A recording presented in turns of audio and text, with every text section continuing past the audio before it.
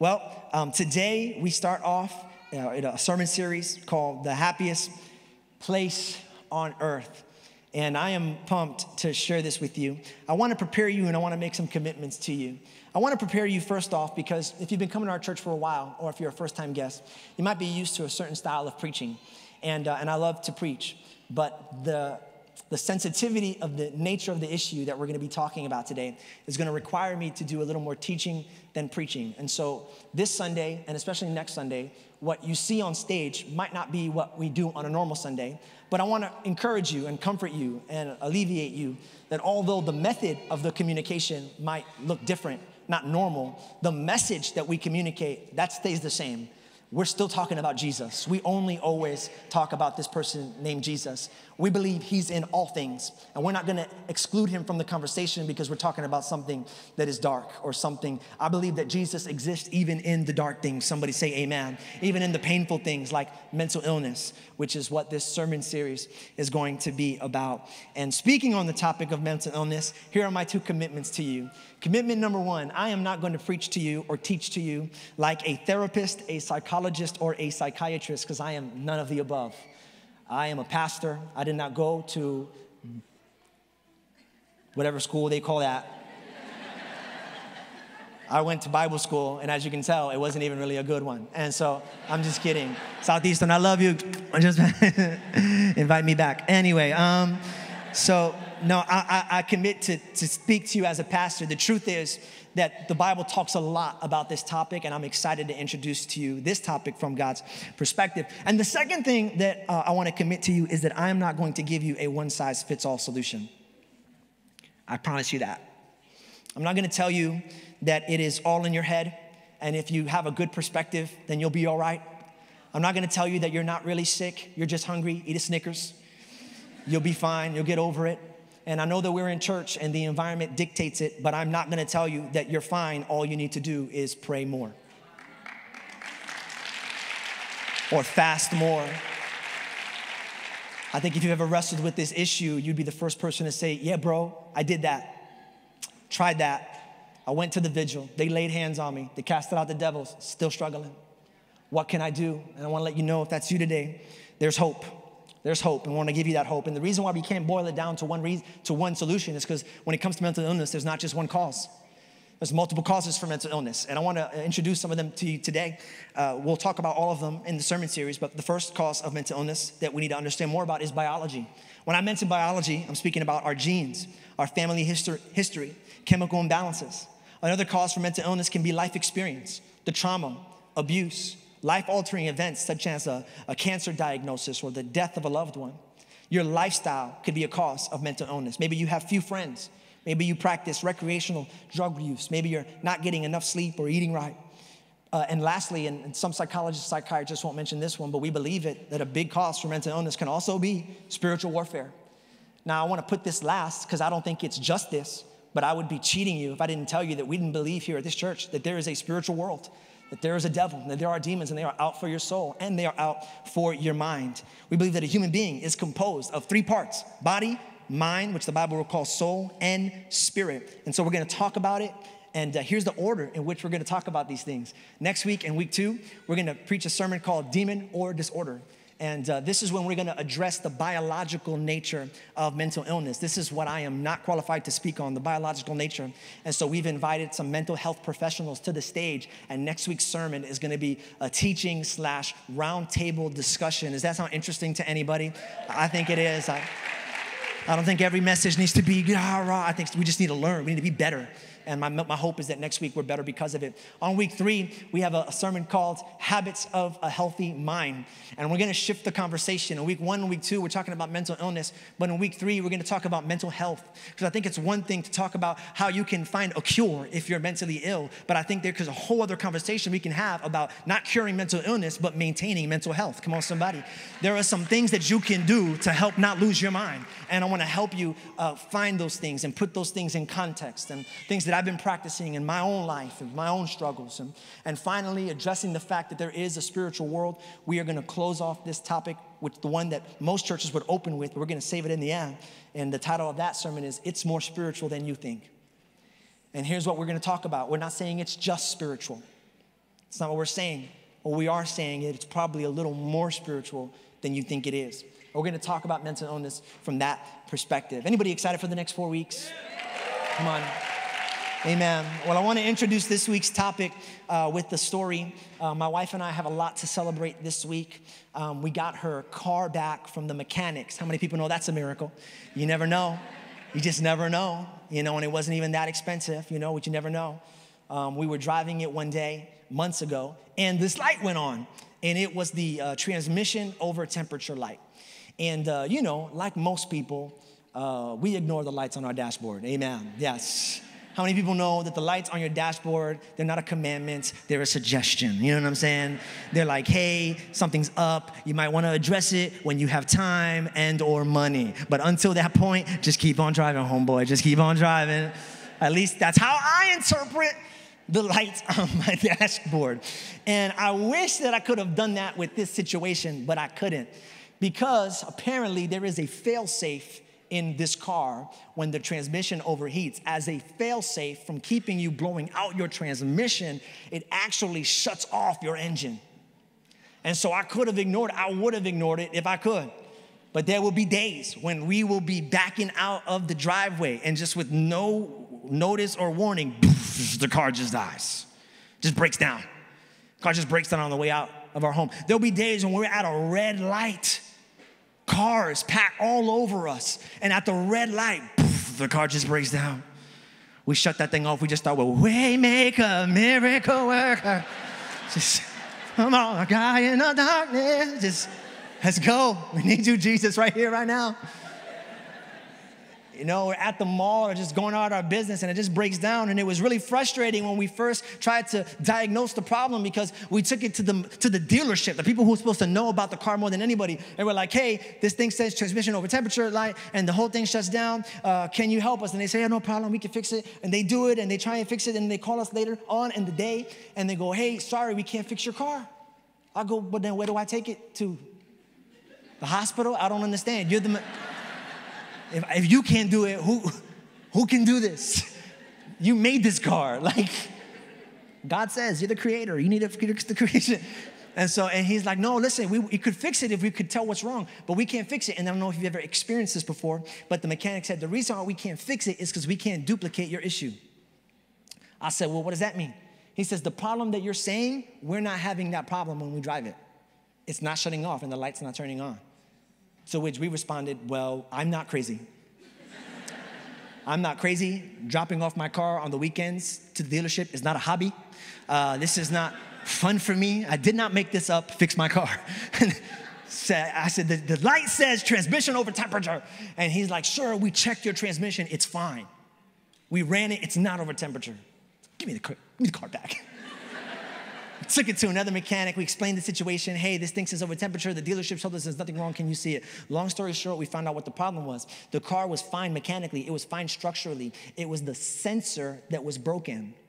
There was a digital thing that was off in the Jeep, and it was sending the signal to the car that it was over temperature when it really wasn't. The problem wasn't mechanical. The problem wasn't structural. The problem wasn't even external. The problem was internal. And I want to share that story with you because I think it is an accurate representation of what it's like living with mental illness.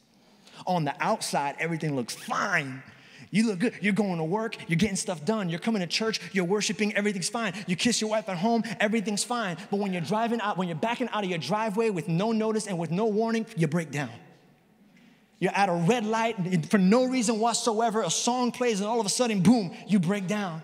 You're at work in the bathroom washing your hands and all of a sudden you break down and you go for help, but nobody can help you because mental illness doesn't show up in a blood test. And so you try to explain to somebody that something's wrong with you, but nobody knows how to diagnose it. And you think you're crazy because nobody gets what you're going through. And you're breaking down and things are hurting and things are hurting on the inside. And no one knows and no one gets it. And if that's you today, I want you to know that this series is for you, that this Bible is for you. There is hope for you. I also want to speak to another portion of the population that's here today that maybe you've already been diagnosed with mental illness and your wrestling match isn't that you don't know what you're struggling with, but that you can't get over it. Because here's what happened 3 days after we brought it back from the mechanics. Here's what happened on Friday. Transmission over temperature light went back on. We are bringing that puppy back tomorrow to the mechanic. And I wonder if there's anybody here today who's been to the altar, has been prayed for, has been taking the medication, has gone to see the therapist, and it worked for a little while, but 3 days later, the light turned back on. 3 months later, the light turned back on. 1 year later, the light turned back on. And you're wondering, am I ever gonna get over this? I want you to know there is hope for you today. We wanna help you today. And when I say you, I mean you, yes you. Not your neighbor, you. According to the World Health Organization, 1 out of every 4 people in the world will be affected by mental illness in their lifetime. And you probably think, the world, I get that, the world's messed up. But not us here in America. Surely that number is different in America. We got Amazon Prime. We got Hulu and Netflix and laws, the good stuff. Well, you're right. The number is different in America. In America, it's not 1 out of every 4, it's 1 out of every 2. Which means that either you or someone you love is going to be affected by mental illness at some point in their or your lives. And if that's you today, we want to help you. And if that's not you and that ends up being your friend or family, we want to help you help that person. We believe, and listen, and the stakes are high. Here are some statistics. Suicide is the 2nd leading cause of death for teens and college-aged people. 2nd leading cause of death. I tried to Google it to see if in our county there had been any students that took their life recently, that ended their life or died by suicide. And as I looked it up, I saw the story of a student who a month ago here in Orange County ended their life by suicide. And I didn't know if I got all the facts or the details right while I was preparing my sermon, so I Googled it again. It said student in Orange County ended their life. And another story popped up, and I thought, I'm so glad that I Googled it, because I would have gotten the facts wrong. I would have shared the story wrong. I'm so glad that I got the facts right. It wasn't the same story with the wrong facts. It was another story. As I was researching the topic, the news was reporting another suicide that was happening as I was researching for this topic. To put it in another way, more teenagers and young adults die from suicide than from cancer, heart disease, AIDS, birth defects, stroke, pneumonia, influenza, and chronic lung disease combined. And it's not just a youth and young adults issue. 40 million adults are diagnosed with anxiety every year. Depression medication is up 300% and increasing every year. And although depression, anxiety, and suicide are the most common forms that make it into our everyday conversation of mental illness, we're not just talking about that. We're also talking about panic attacks, eating disorders, bipolar disorder, PTSD. Some people don't even know another mental illness is substance abuse and addiction. It might not be that you got a demon in you. You might be sick, and you might need help. That as well, we need to address this. And to be honest, I think the first step in addressing it is admitting it. We are not okay. And that's what we're here to talk about today. And we need to start talking about it soon, because in a lot of ways, the culture has beat the church to the conversation. And I wouldn't mind that if everything they were saying was okay, but everything they're saying, it's not all helping. And you know that it's in the culture today when it's in Hollywood. It was just nominated for Best Picture, Joker, right? A movie on mental illness. You go to Netflix, one of the most popular shows, 13 Reasons Why. A story of a young girl who ends her life by suicide and gives 13 reasons why she decided to make that choice. I'm not knocking it. I'm glad that they're bringing it to the conversation. Here's my problem. If all of that was helping, we should at least see the suicide rate slow down. It's not slowing and it's not getting better. It's actually getting worse. It's a phenomenon that psychologists and scientists call suicide contagion. The year that Robin Williams took his life, you know Robin Williams, the actor, and the 4 months that followed, the suicide rate went up by 10%. The manner of death by which he ended his life, that went up 30%. When Marilyn Monroe died, the suicide rates went up 12%. And I want to tell you why. Because everything that you see on those stories and shows and movies, it's true and it's scary. But it's not the whole truth. I appreciate them bringing the darkness and talking about the darkness. But last I checked, there are 24 hours in a day. And for 12 of those hours, it is dark. But for the other 12 of those hours, it is daytime. There is light. And we just need to finish the story, church. We need to tell people that it is dark and it does suck and there is pain and there is illness. But there's also hope and there's also healing and there's also freedom and there's also a future. We just need to tell the whole story. That's why I love the Bible, because the Bible tells the whole story, man. It does. It doesn't shy away from the evil stuff and the bad stuff. I'm telling you, if I was God, there are some stuff that I would leave out of the Bible. Me and the staff, we've been studying the book of Exodus. People getting stoned and killed and murdered. I'm like, Jesus, you're making it real hard to preach right now. But I'm glad that he's talking about it. Here's what I love about the Bible. The Bible doesn't erase pain and it doesn't embrace pain. It explains pain. It puts pain in the right context. A lot like this verse right here. Psalms 51 verse 8. Look at this. Let me hear joy and gladness. Let the bones you have crushed rejoice. Oh my God, you want to talk about mental illness? This verse is bipolar right here. How could you be joy and gladness on one side of the semicolon, and then on the other side of the semicolon, you got crushed bones rejoicing? I wanted to highlight the words crushed and rejoice because I wanted to tell you today, both can be true at the same time. You can be sick and you can sing at the same time.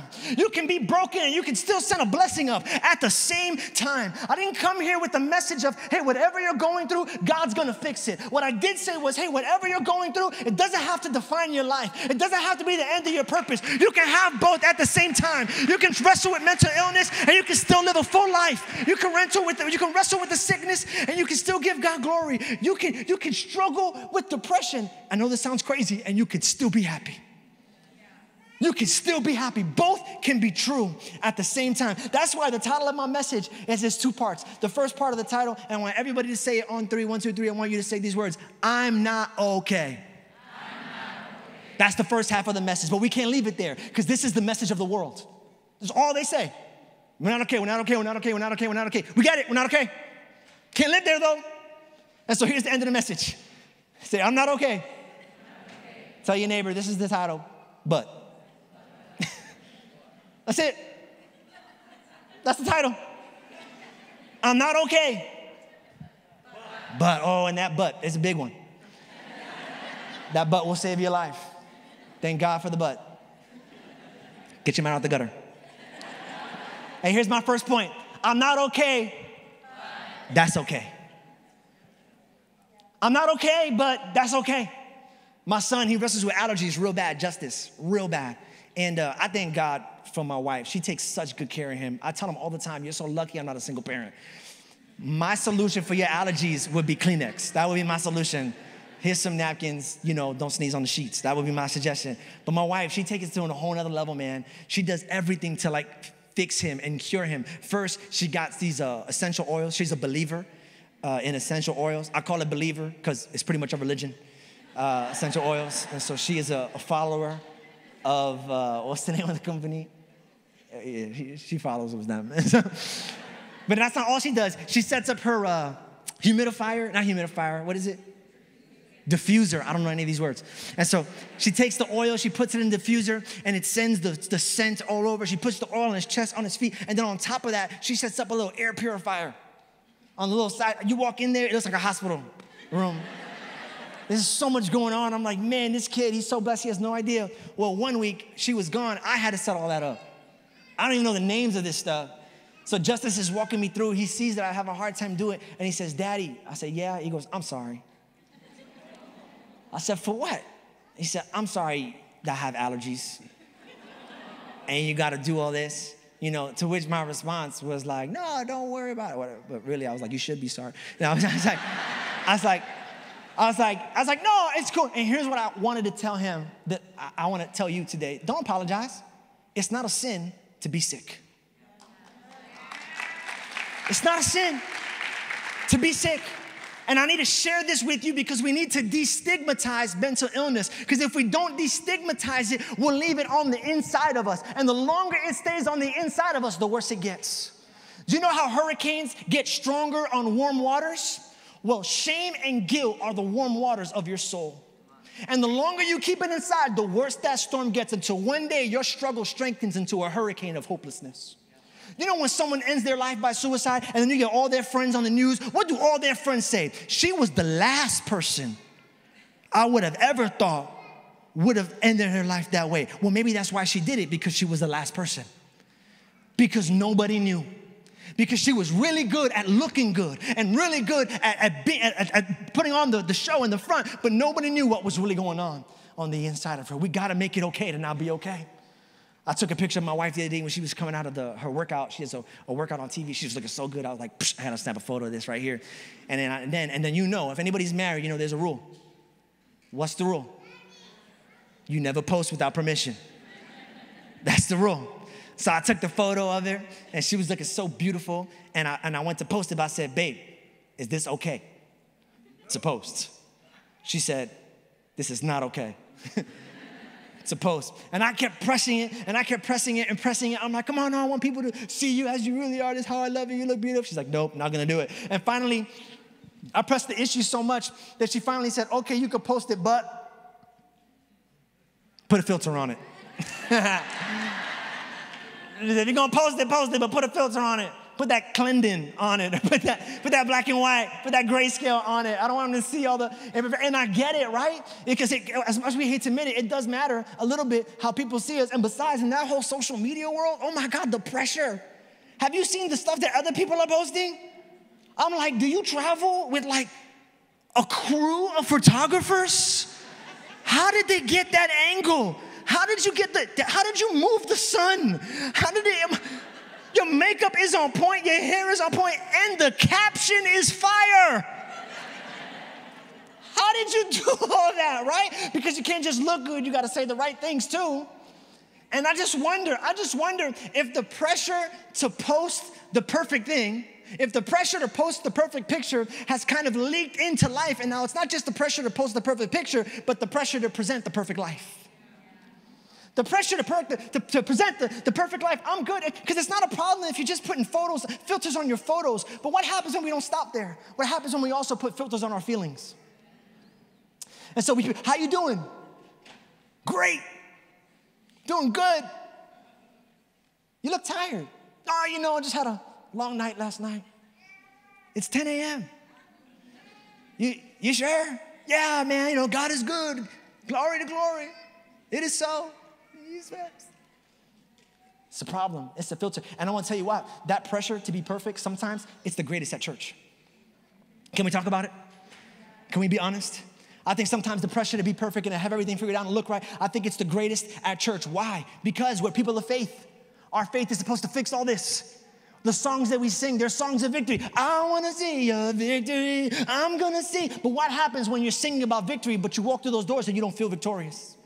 What happens when you walk through those doors and you see everybody's hands raised? What happens when you walk through those doors and you see everybody jumping and saying amen? What happens when you walk through those doors and you see everybody taking notes? What happens when you get out of your car and you see someone with a smile and it looks like everyone's got it all together? That is pressure. That is pressure, and unfortunately, we take the wrong message from it. We go, wow, they got it all together and I don't. God must love them and not me.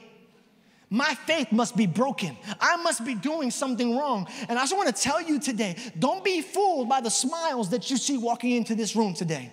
If you are a first-time guest or if you've been coming for a while, don't you be fooled by that person who smiled at you when you got out of your car in the parking lot. Listen, I know that person. I know him. He is not okay. I know him. The guy, the lady, they handed you the worship guide when you walk. I know her. And let me just tell you without getting all of her stuff, she is not okay. So then why are you smiling? Why are we smiling? Are we smiling because we're okay? No, we're not smiling because we're okay. Are you smiling because it's fake and it's a filter? No, the reason why we're smiling is the same reason why Johnny was smiling in the 5th grade when he walked into the lunchroom with a cast on. You remember Johnny? You wore your best outfit to school, ready to get all the attention, and you walked up in there, and Johnny walked up in there too with his crutch, his cast, and 3 markers. You want to sign my cast? What happened? And he talks about his trip and the skiing accident and broke a bone. And he's smiling, but he's not smiling because he has a broken bone. He's smiling because he survived. You got to understand that the people who are smiling when they're walking in here, they're not smiling because they're okay. They're not smiling because everything's good. They're smiling even though they're broken, because even though they're broken, their brokenness did not beat them. The accident did not kill them. Last night, the depression got real. It almost took their life, but they woke up in the morning and decided that they would give it one more day, and they walked through those doors. I'm not smiling because I'm okay. I'm not okay. I'm smiling because I made it. I made it one more day. I'm surviving. I'm telling you, sometimes the miracle doesn't look like a miracle. Sometimes the miracle just looks like Monday. Sometimes it looks like you just made it, man, and that's something to be celebrated. I'm not okay, but that's okay. Here's my other one. Listen, I'm not okay, but I'm not alone. God, you need to know you're not alone.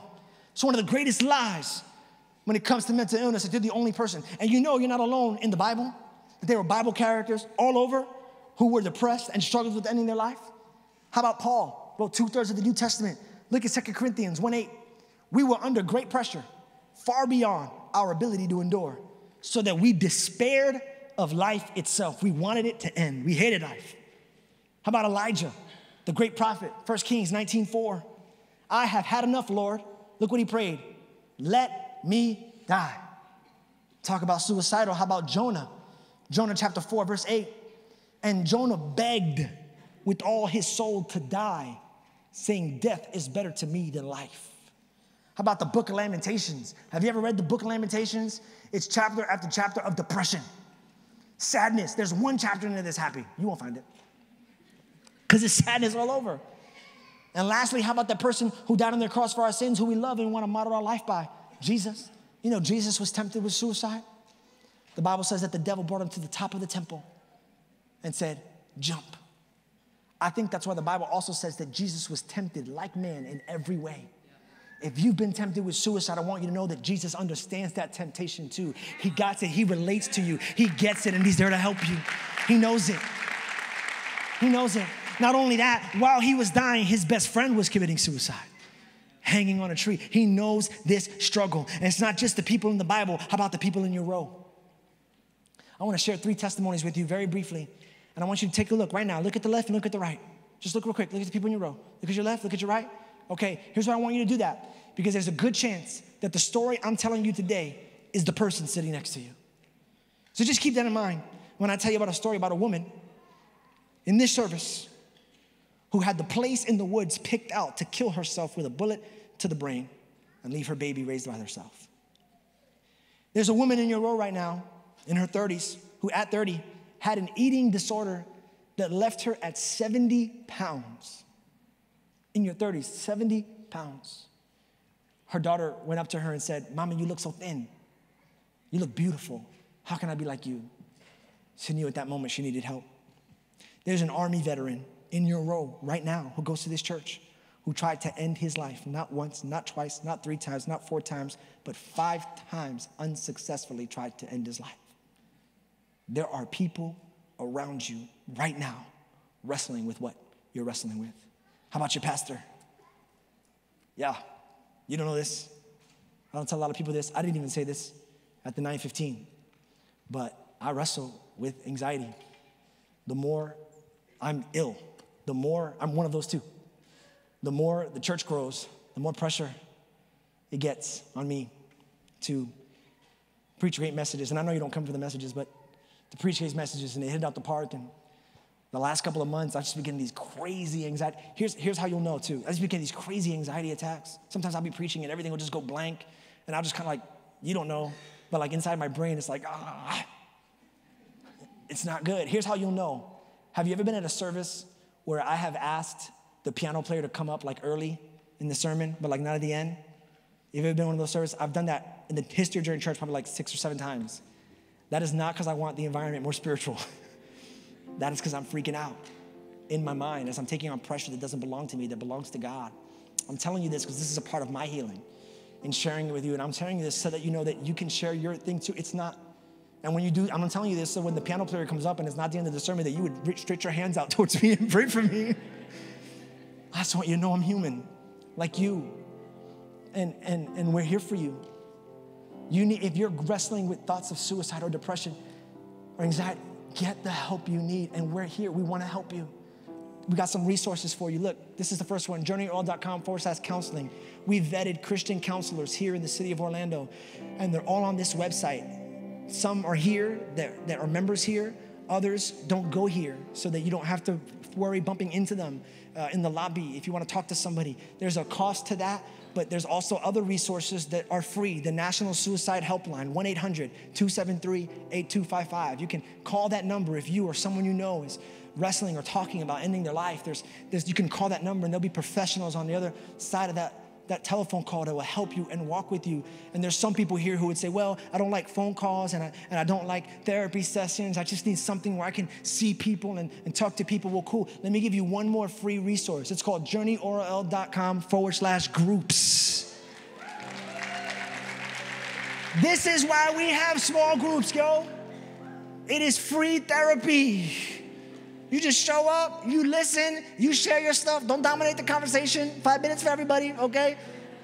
And then you come back next week and you share again. I want you to know that your church is here for you. Listen, everybody knew that we were preaching on mental illness today, and nobody stood home. Nobody called their friend and said, you should go to that. We all showed up and we all knew what we were talking about so that you would know that we're here for you. You don't got to do this alone. We want to walk with you. We want to help you. If you're someone who's wrestling with mental illness today, I want you to know you are our friend. We know you, we feel you, we love you, we are here for you, and above that, we are you. We are you. We are you. We are you. You're not alone. And you know who else hasn't left you? Psalms chapter 23, verse 4. Yea, even though I walk through the valley of the shadow of death, I will fear no evil, for you are with me. Here's my final point. I'm not okay, but Jesus is. I'm not okay, I'm not fine. It's not good for me right now, but you know who it is good for? It's good for Jesus. He's okay, he's fine. He's still seated on the throne. He's still good, he's still powerful, he's still resurrected, he's still exalted. He's still got death by the grip. He's still good, he's still God. I'm not okay, but Jesus is, but Jesus is. And listen, this isn't a feel-good slogan. I'm not telling you that if you just say this one sentence, you'll be all right. When depression comes, I'm not okay, but Jesus is, and everything's better. No, we're saying something much deeper than that. We're saying that my depression, my sickness, my illness, it's real, but Jesus is real too. That's why we're just finishing the sentence. We're just finishing the story. The darkness is real, but the light is real too. Listen to the claim of Christianity. Christians claim that Jesus saved the world, but we don't claim that he did it by getting the most votes in an election, or by founding a religion, or by winning a battle somewhere. We claim that he saved the world by dying on a cross. Do you see it? It's losing and winning at the same time. It's barbaric and beautiful at the same time. It's painful and purposeful at the same time. It's hardship and worship at the same time. And I want you to know that you can be both. Both can happen at the same time. Worship. You know, that was Jesus' last words when he was on the cross, right? He's dying, and his last words were, Father, into your hands I commit my spirit. He was worshiping while going through pain. Wow. The devil must have been so pissed. Oh my goodness, the devil must have been so mad because he had seen Jesus. He was trying to take away Jesus' power, you see. He saw him do miracles with his hands. He laid his hands on the sick and they got well. So he said, I'm gonna keep him from saving people. I'm gonna nail his hands. And then the Bible says that they would take the sick and they would lay him at his feet. And so the devil said, well, you know what? If his feet is where he gets power from, then I'm gonna nail his feet. And he nailed his hands and he nailed his feet. And the devil must have been so mad when Jesus began to lift up his voice, because he was like, I took away his power to work. I took away his power to walk. But the one power I could not take away was his power to worship. To anybody who is wrestling with mental illness right now and you feel helpless, you feel like you have no power, you can't control it, it takes over you, I want you to know right now, the devil might be able to take away your power to work, and he might be able to take away your power to walk, but he can never, ever take away your power to worship. And worship is the game changer. Worship is what breaks through the darkness.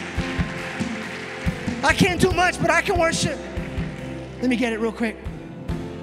I can't do much, but I can worship. I want to illustrate. Does that make a difference, Jay? Does that make a difference, just worshiping God? Does that really make a difference? Oh, you bet it does. How does it make a difference? Well, let me give you an example. You know, sometimes living with mental illness, you feel helpless. And you feel kind of like this. You feel like everything's dark. You feel like you can't see. The lights begin to go off.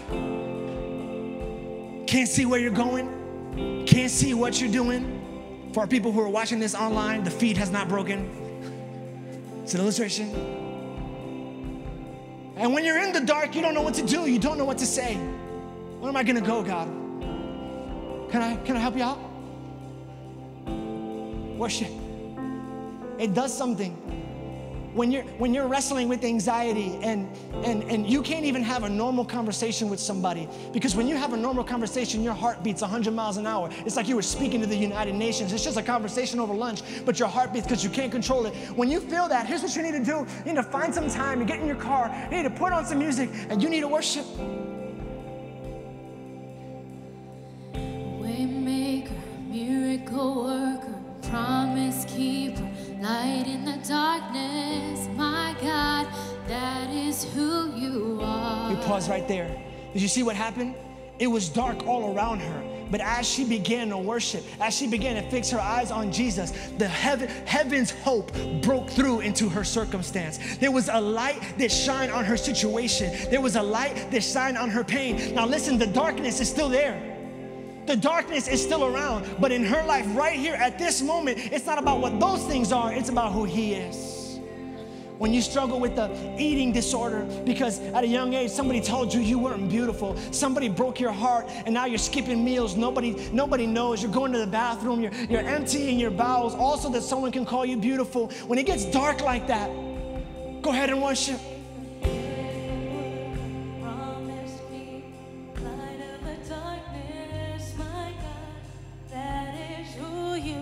I'm telling you, whatever the scenario, it works. Worship breaks through the darkness, and it's enough to go through one more day. If you're an Army veteran or you served in our armed forces and you saw something terrible on the battlefield and now you can't even come home the right way and things are crazy and you're suffering from PTSD and it's all stressful, here's what you need to do. You need to find some space and you need to worship. Waymaker, miracle worker, promise keeper, light in the darkness, my God, that is who you are. Come on, when things get dark and you think about ending your life because there's no hope, depression and suicide are sneaking in, I'm not telling you that the darkness will go away, but I'm telling you that if you worship, there's light in the darkness. Waymaker, miracle worker, promise keeper, light in the darkness, my God, that is who you are. And I want to tell you today that this is not a promise of God's going to make everything right. If you see, it's still dark, but something happens when we worship. Your life, it breaks through the darkness. And listen, the light of Jesus, when you begin to lift Him up, it goes from being a light to your light. And now things happen. Check it out.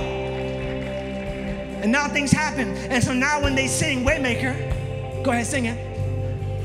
Waymaker, miracle Now look, worker, they can walk.